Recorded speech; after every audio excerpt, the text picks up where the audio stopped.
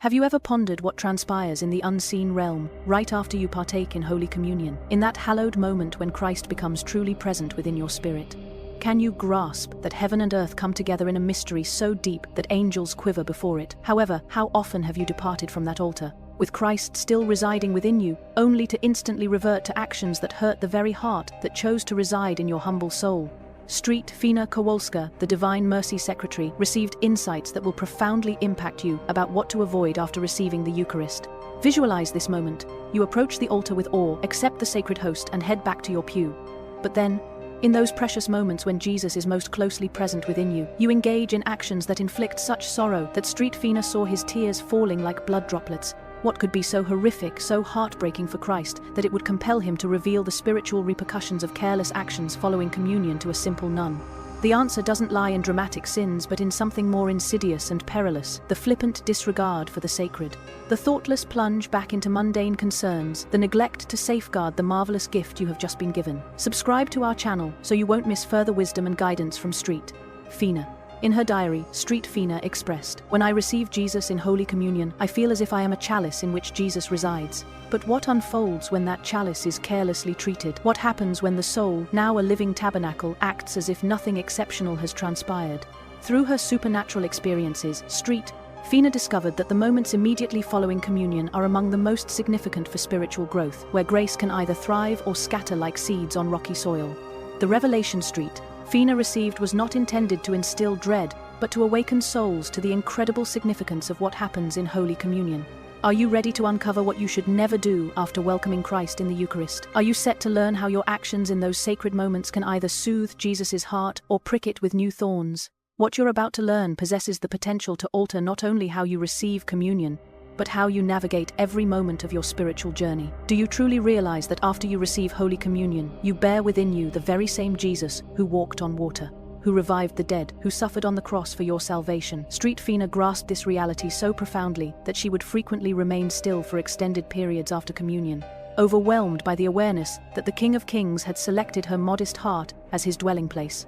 In her diary she noted, "After Holy Communion, I feel the pulse of Jesus' heart in my own heart." Can you envision the intimacy of that instant? Yet how swiftly we lose awareness as we slip back into ordinary thoughts and distractions. The first grave error that Saint Faustina observed souls committing after communion was the prompt neglect of recollection. She witnessed how some souls, having just received the living God, would quickly return to worldly chatter, mental diversions, and the clutter of daily life. It was akin to inviting the most esteemed guest into their home and then promptly turning their backs to deal with trivial matters. In one of her visions, Saint Faustina saw Jesus in tears as he observed souls who moments post-reception were already plotting their shopping trips, fretting about work, or engaging in gossip with neighbors. What truly pierces Christ's heart isn't solely grave sin during those times, but perhaps something even more painful: apathy. Saint Faustina realized that Jesus can readily forgive significant sins, but bears the cold indifference of a soul that treats his presence as ordinary incredibly badly. When you receive communion and instantly slip into casual conversation, when you check your phone, when your mind diverges to countless trivial issues, you regard the God of the universe as if he were no more significant than any earthly visitor. Can you feel how this harms him? The saint learned that Jesus remains substantially present within us for roughly 15 minutes after communion, although his spiritual presence and grace can last much longer if we cooperate. These 15 minutes are not just a simple tradition of faith. They open up a remarkable connection that the heavens extend to our earthly realm. In this time you embody a living monstrance, a moving tabernacle, and a breathing vessel filled with the bread of life. How can you possibly regard these moments with anything less than the reverence owed to God himself? What would you change if you knew that the next 15 minutes could shape the spiritual path of your entire week? Saint Faustina once experienced a vision that was so distressing it caused her to weep for hours. She struggled to understand how souls could treat Jesus with such indifference right after receiving him in communion, witnessing the inner state of those who had just received the Eucharist. Instead of discovering sanctuaries filled with reverence and love, she encountered sights that shattered her heart with sorrow. In soul after soul, she perceived Jesus present, but neglected like a king seated in an empty throne room, while his subjects busied themselves with trivial pursuits outside his door. The divine guest was there, yet none paid him any mind. In this mystical revelation, Saint Faustina saw how some souls, having just welcomed Jesus, would promptly leave the church without a single moment of gratitude. She observed Jesus within their hearts, arms wide open, filled with love and yearning.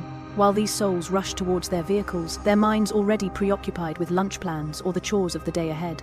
the saint heard Christ's voice laced with sorrow. They accept me and then forsake me. They invite me in and then leave me in solitude. The pain in his voice was so intense that Faustina felt as if her own heart might shatter from the grief.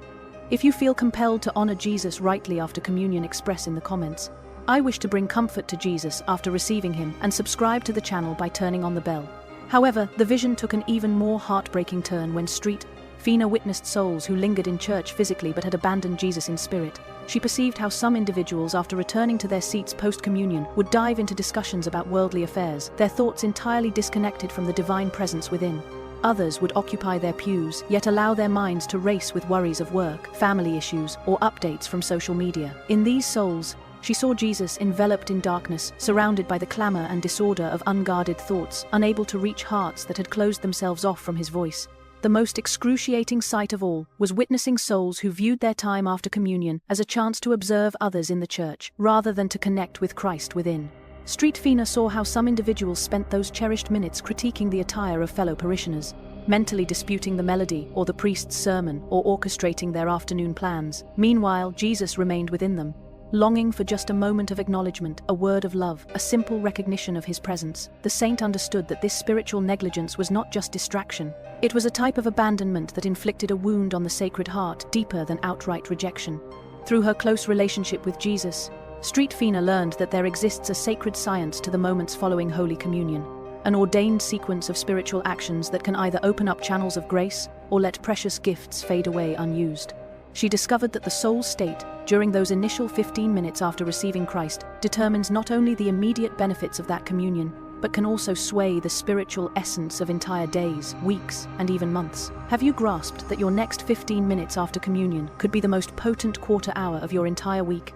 Are you ready to uncover the spiritual principles that govern this sacred time? The first lesson Jesus imparted to Faustina was the importance of inner silence. In her diary she noted, "After receiving Jesus in Holy Communion, I strive to be very mindful and keep my thoughts from being distracted by external matters." This is not simply a suggestion steeped in piety. It is a spiritual must for souls eager to gain the most from their communion. When you allow external dialogues, internal noise, or mental distractions to dominate those treasured minutes, you generate interference that hampers Christ's ability to connect with your spirit. It's akin to tuning a radio to catch a divine frequency, only to drown the transmission with static. Faustina discovered that Jesus yearns to speak to every soul individually after communion, offering personalized insights, comfort, strength, and love, specifically tailored to their unique situations. However, this divine connection demands an inner stillness that few souls are ready to sustain. The saint realized that by shielding her heart from distractions and maintaining deep focus after receiving Christ, she frequently experienced extraordinary blessings, solutions to challenging situations, tranquility in times of trial, strength to resist temptations, and an overwhelming love that made her heart feel as though it might burst from joy. These were not mystical encounters reserved solely for saints. They represented the usual blessings available to any soul willing to welcome Jesus with genuine respect. The second principle centers on the art of gratitude, which Faustina practiced with meticulous attention. She would spend her time after communion in 3 distinct phases. First, recognizing Christ's presence with acts of faith and reverence. Second, expressing gratitude for specific graces received. And third, presenting her needs, challenges, and intentions to him. This was not a rigid routine, but a vibrant conversation that shifted according to her spiritual needs and the stirrings of grace. She recognized that those who approach post-communion gratitude methodically rather than randomly receive abundant graces, while those who depend on spontaneous feelings often leave the church empty in spirit. Faustina's spiritual guide once prompted her to explain the specific ways in which souls hurt Jesus after receiving him in communion, and her answer was so intricate and heartrending that it became a fundamental aspect of her devotional teachings. She had come to understand, through many visions and inner experiences, that every action, thought, and attitude of the soul in the post-communion period has a direct effect on the Sacred Heart of Christ, either bringing him joy or inflicting pain. The saint discovered that Jesus perceives our post-communion conduct not as a distant observer, but as one intimately present within us, experiencing every heartbeat, hearing every thought that crosses our minds, witnessing every decision made in those holy moments. The first and most frequent wound inflicted on Jesus after communion is the wound of haste. Faustina observed countless souls who would receive the Eucharist and then hurriedly rush towards the church exit, as if they had merely fulfilled a duty instead of welcoming the God of the universe into their hearts. In her visions, she heard Jesus calling out to these rushed souls, "Wait, my child, I have just entered your heart. do you not wish to spend even a few moments with me? The saint recognized that this rush communicates to Jesus that we regard his presence in our souls as less significant than our worldly appointments, chores, and social obligations. The second wound arises from the sin of distraction, which Saint Faustina noticed in souls who physically remained in church after communion, yet mentally wandered anywhere but toward the Christ residing within them. She saw some souls spending their post-communion time planning their dinner, replaying past arguments, daydreaming about future happenings, or scrolling through their social media feeds in their minds. Meanwhile, Jesus sat in their hearts like a forsaken guest, yearning for recognition, longing for dialogue, desiring to share his love. The saint realized that such distraction is not just a lack of focus, it constitutes a kind of spiritual abandonment that causes Jesus to feel loneliness, even as he resides within a human heart. The third and perhaps most heartbreaking wound is the wound of ingratitude. Through her mystical encounters, Saint Faustina uncovered that Jesus approaches every communion with endless generosity, eager to pour out specific graces essential for each soul's spiritual journey. However, when souls neglect to acknowledge these gifts, when they receive communion routinely without thanks, when they treat the Eucharist as just part of their day, instead of a miracle, they wound the heart that loves them immeasurably. The saint witnessed Jesus in tears as he bestowed incredible graces upon souls who never took a moment to express gratitude. And her answer was so intricate and heartrending that it became a fundamental aspect of her devotional teachings. She had come to understand through many visions and inner experiences that every action, thought, and attitude of the soul in the post-communion period has a direct effect on the Sacred Heart of Christ, either bringing him joy or inflicting pain. The saint discovered that Jesus perceives our post-communion conduct not as a distant observer, but as one intimately present within us, experiencing every heartbeat, hearing every thought that crosses our minds, witnessing every decision made in those holy moments. The first and most frequent wound inflicted on Jesus after communion is the wound of haste. Saint Faustina watched countless souls rush from the church after receiving the Eucharist, as if they had merely fulfilled an obligation, instead of welcoming the God of the universe into their hearts. In her visions, she heard Jesus pleading with these hurried souls, "Wait, my child, I have just entered your heart. Do you not wish to spend even a few moments with me?" The saint understood that this speedy behavior signified to Jesus that we regard his presence in our souls as less important than our worldly tasks, errands, and social commitments. The second wound arises from the sin of distraction, which Saint Faustina noticed in souls who physically stayed in church after communion but mentally wandered everywhere except to the Christ dwelling within them. She witnessed how some souls would spend their post-communion moments planning their evening meal, replaying past disagreements, fantasizing about future events, or mentally examining their social media timelines. Meanwhile, Jesus sat in their hearts like a neglected guest, yearning for recognition, craving conversation, eager to share his love. The saint learned that such distraction is not simply a lack of focus, it represents a kind of spiritual neglect that makes Jesus feel isolated even as he inhabits a human heart. The third and possibly most painful wound is the wound of ingratitude. Through her mystical experiences, Saint Faustina realized that Jesus approaches each communion with boundless generosity, ready to share specific graces that every soul requires for their spiritual paths. Yet when souls overlook these gifts, when they receive communion habitually, without gratitude, when they treat the Eucharist as merely a routine instead of a profound miracle, they pierce the heart that loves them beyond measure. The saint observed Jesus shedding tears as he granted tremendous graces to souls who never paused to express thanks, accepting the bread of life as casually as we might accept our breakfast each day. What Saint Faustina discovered through her mystical experiences would astonish you. The moments right after Holy Communion are not times of automatic peace and comfort, but rather stages of intense spiritual conflict, where the enemy unleashes his most clever assaults against the soul. She learned that Satan fears nothing more than a soul perfectly united with Christ through the Eucharist, and thus targets those sacred minutes when Jesus is most profoundly present within us, with his most deceptive temptations. Are you aware that your behavior after communion could be shaped by demonic influence? Do you understand that the enemy works tirelessly to deprive you of the blessings you have just received? Through her vision, Saint Faustina observed how wicked spirits encircled souls immediately after they received communion, preying upon their spiritual lukewarmness. Many have left his presence without acknowledging the precious gifts they have obtained. How frequently do we commit the same act of ungratefulness, receiving the bread of life as casually as if it were just our regular breakfast treat? Faustina's mystical revelations would truly astonish you. The saint came to understand that what numerous souls believe to be innocent thoughts or harmless distractions are actually meticulously planned assaults aimed at robbing them of the blessings derived from their communion. Saint Faustina discovered that the devil's primary tactic after communion is to cause souls to forget the significance of the profound event that has just unfolded within them. The adversary strives to convince us that partaking in Christ through the Eucharist is merely a ritual, a symbol, or a devout tradition, rather than the most incredible miracle imaginable, with God becoming intimately present within us. When we fall prey to this illusion, She learned that nothing frightens Satan more than a soul perfectly united with Christ through the Eucharist, which is why he directs his most cunning temptations toward those precious moments when Jesus dwells most closely within us. Are you aware that your behavior following communion might be swayed by demonic influence? Do you recognize that the enemy desperately attempts to strip you of the graces you've just received? Through her visions, Saint Faustina perceived how evil spirits encircle souls shortly after they've partaken in communion.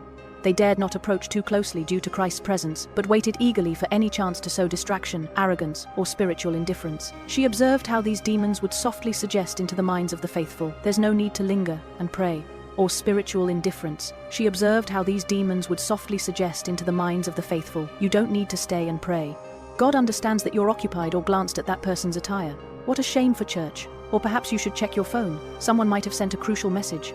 The saint understood that many souls mistakenly view these as normal thoughts or innocent distractions, but they are often orchestrated maneuvers aimed at stealing the fruits of their communion.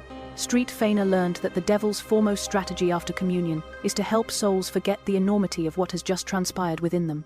The adversary tries to persuade us that embracing Christ in the Eucharist is merely a ritual, a symbol, a devout practice, rather than the most remarkable miracle possible, God coming to reside within our very essence. When we succumb to this delusion, when we perceive our time after communion as ordinary instead of extraordinary, we inadvertently align ourselves with Satan's agenda to dilute the effects of grace in our lives. The saint discovered that souls who remain aware of Christ's genuine presence within them after receiving communion become fortresses impervious to the enemy's attacks.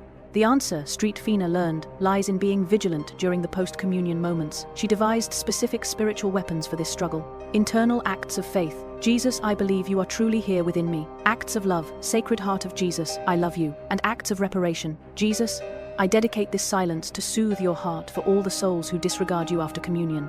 She uncovered that souls who consciously engage in this spiritual battle, who recognize the fight for what it is, and respond with purposeful acts of devotion, not only safeguard the graces of their communion, but actually amplify them. The saint understood that a single, well-fought post-communion moment could yield more spiritual rewards than weeks of distracted communions. Through years of mystical communion with Jesus, Saint Faustina realized that every Eucharist resembles a divine treasure chest brimming with graces specifically tailored to the needs of the receiving soul.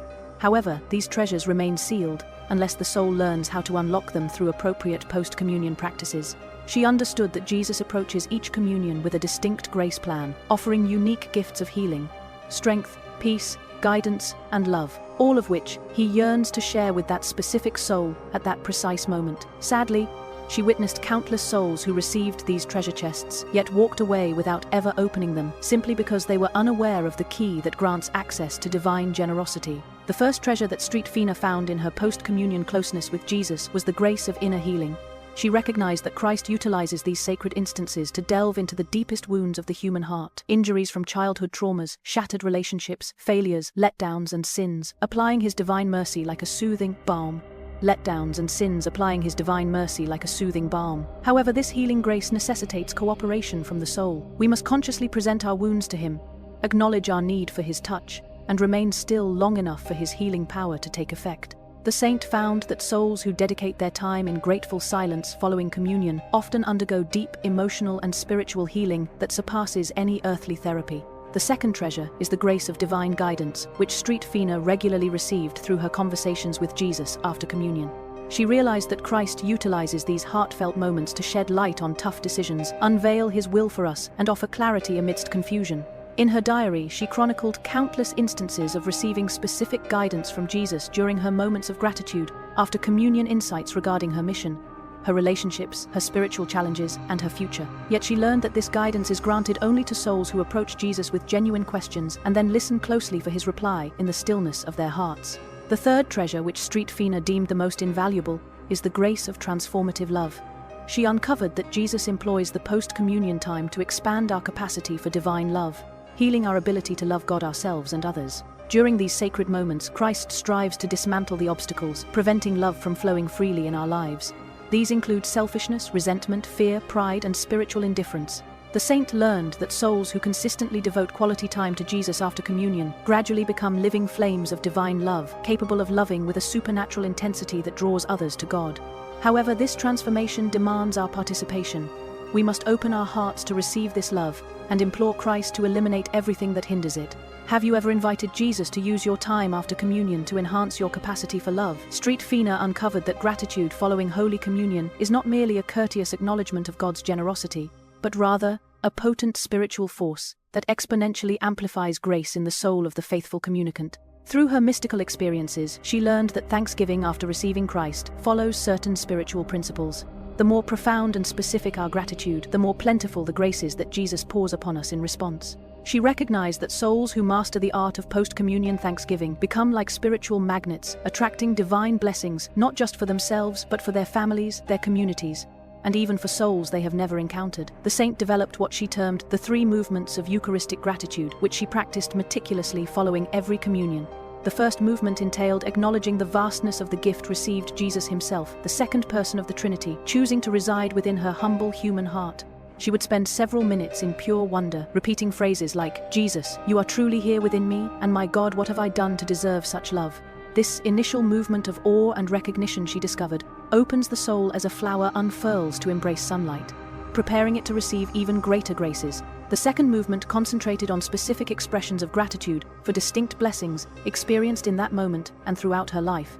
Saint Faustina would mentally reflect on recent blessings, answered prayers, moments of grace, and divine interventions, offering heartfelt thanks for each one. But she also learned to express gratitude for graces she had yet to recognize, for dangers averted, for temptations vanquished through his unseen aid, for the countless ways he had guided and protected her beyond her awareness. This practice of all-encompassing gratitude, she found, awakens the soul to acknowledge God's presence in every facet of life. The third movement involved what Saint Faustina referred to as gratitude in advance.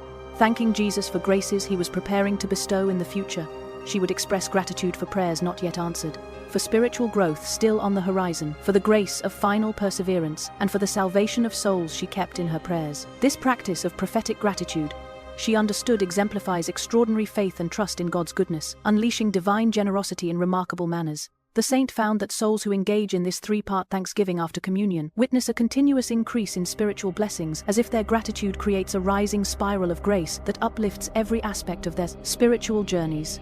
Have you ever contemplated whether your thanksgiving following communion could you be the one who unlocks a floodgate of divine blessings in your life? In one of her most remarkable mystical revelations, Saint Faustina was bestowed with a vision of the Sacred Heart of Jesus, while souls worldwide were partaking in Holy Communion. What she witnessed shattered her heart with compassion. She observed how the vast majority of those receiving communion, even among the devoted, failed to extend Jesus the love and respect he so rightfully deserved. Upon receiving him, the Sacred Heart revealed itself to her, injured not by significant sins but rather by the casual negligence of those who regarded his Eucharistic presence as ordinary. Jesus spoke to her innermost being, saying, "My daughter, I thirst not for water, but for love. I yearn especially for love, after I have given myself to souls in Holy Communion." Through this vision, Saint Faustina realized that her post-communion prayers could not only nurture her own spirit, but also serve as acts of reparation that comfort the heart of Jesus for the carelessness of other souls. She began to express her gratitude not solely for her own communion, but for all the communions being received across the globe. In those moments she would pray, "Jesus, through my humble love, I wish to bring you solace for the many souls who receive you with indifference. Accept my thanks for all those who forget to express their gratitude. Accept my admiration for all those who approach you with triviality." This ritual of reparative gratitude, she found, provided immense comfort to Jesus and poured forth extraordinary graces upon the entire church. The saint discovered that when a soul offers reparative prayers after communion, they engage in a mystical connection that transcends time and space.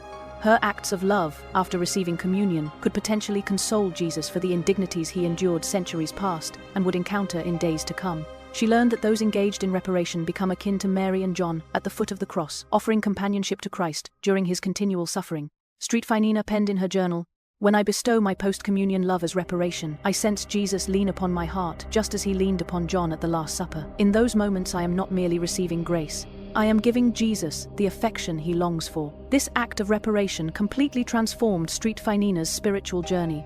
She approached communion no longer with the mindset of what she could gain from Jesus, but rather what she could offer him. Her post-communion prayers evolved into offerings of pure love, aimed at soothing his heart for the wounds caused by human ingratitude. She learned that souls practicing reparative gratitude after communion enter into the mystery of redemptive suffering, sharing both Christ's pains and the joy when love prevails over indifference. the saint recognized that such souls become particularly cherished by the Sacred Heart and receive remarkable graces that enable them to lead others into a deeper appreciation of the Eucharist. Are you ready to dedicate your post-communion time not just to receive from Jesus, but also to console him for the neglect shown by other souls? Over decades of mystical closeness with Jesus in the silence following Communion Street, Faustina discovered that souls who honor Christ with proper reverence, after receiving him, experience a transformation so deep they become living embodiments of the Eucharist. She learned that these devoted souls gradually develop what she referred to as Eucharistic consciousness, an enduring awareness of Christ's presence that far exceeds the physical duration of his substantial existence. After communion, these souls begin to carry the peace, love, and power of the Eucharist into everyday life, becoming vessels of grace for everyone they encounter. The saint noted that those who master the discipline of post-communion devotion cultivate an exceptional sensitivity to the spiritual world. They start to recognize God's voice with more clarity, discern his will with greater ease, and feel his presence more consistently throughout their daily endeavors. Saint Faustina wrote, "Upon learning to receive Jesus correctly after communion, my entire spiritual existence transformed. I began to hear his voice not just during prayer but while cooking, cleaning, and engaging in my daily tasks. It was as if the grace of communion had trained my soul to identify his presence in every moment." This heightened spiritual awareness, she found, is accessible to any soul eager to commit to appropriate post-communion practice. But this transformation reaches beyond personal spiritual development to amplify the soul's apostolic effectiveness. It was as if the grace of communion had trained my soul to identify his presence in every moment. This heightened spiritual awareness, she found, is accessible to any soul eager to commit to appropriate post-communion practice. But this transformation reaches beyond personal spiritual development to amplify the soul's apostolic effectiveness. Saint Faustina realized that individuals who partake in communion with sincere gratitude become remarkable channels of evangelism, even without verbalizing their beliefs.